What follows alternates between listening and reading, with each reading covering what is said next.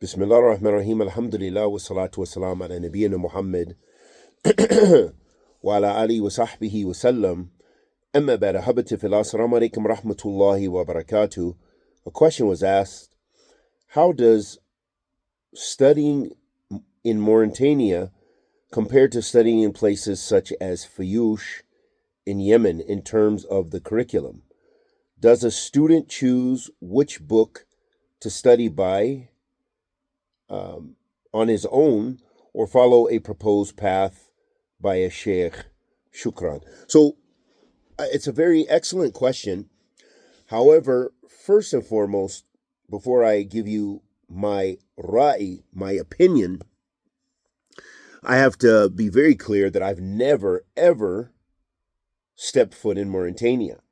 So all of my understanding and knowledge about Mauritania is secondhand knowledge. And I have a couple of brothers that are close to me that have been to Mauritania and others who've studied there at least for a time.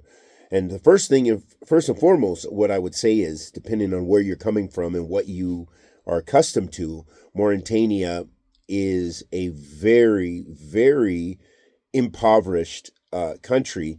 So the lifestyle in general, that can be a challenge where you're going to seek knowledge. For example, one of my close beloved brothers who still lives in Medina informed me that, they had to basically drink water out of the camel trough with the camels kind of thing, especially being outside of the city. So those kind of challenges and difficult living are things you need to be aware of before traversing and taking that path. Secondly, as far as Mauritania, I don't have any knowledge of a strong presence of Ahl Sunnah, meaning Mauritania is mainly, it's well known that what is kind of mainstream is tasawwuf, is a lot of Sufism, and a lot of times very extreme Sufism, and probably various gradations. Thirdly, Mauritania no doubt has a lot of knowledge, a wealth of knowledge and ways of pursuing knowledge, very traditionally and very strong. They're very well known for their memorization, like memorizing the Quran and memorizing books and poetry and memorizing matun. So they have very good ways as far as that as well. But you do have to, if you don't have the contacts and you don't know where Ahl Sunnah is there, then that could be problematic.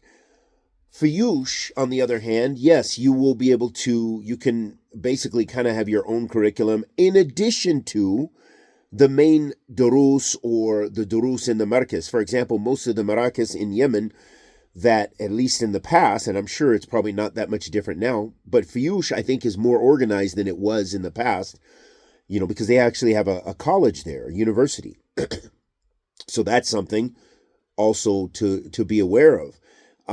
Secondly, that it was more traditional in the studies where you could find a teacher, a talib al-ilm, maybe a sheikh is given a dars here, a sheikh is given a dars over here, a sheikh is given a dars over there. So you could go to different study circles. It wasn't necessarily a rigid curriculum. And then the main sheikh of the markaz would give specific durus, specific general durus that it's kind of expected that you attend. And this was the way of Imam Muqbil and those after him, Sheikh Yahya al-Juri and all Sheikh Muhammad al-Wasabi and all the mashayikh, their way in their institutes. Naam. And we ask Allah subhanahu wa ta'ala, the Almighty, to accept our good and forgive our evil and bless us with tawfiq. Lastly, I would say is that one thing to consider with Yemen still in an ongoing war, although there's probably a level of stability, especially there in the south, you're dealing with different things going on there, but also as far as entrance into the country and so forth, to be aware of those challenges, be aware that it's not like a typical stable country.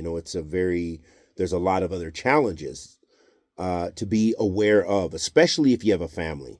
Those are things to consider. Wa sallallahu wa sallam ala nabiyyina Muhammad.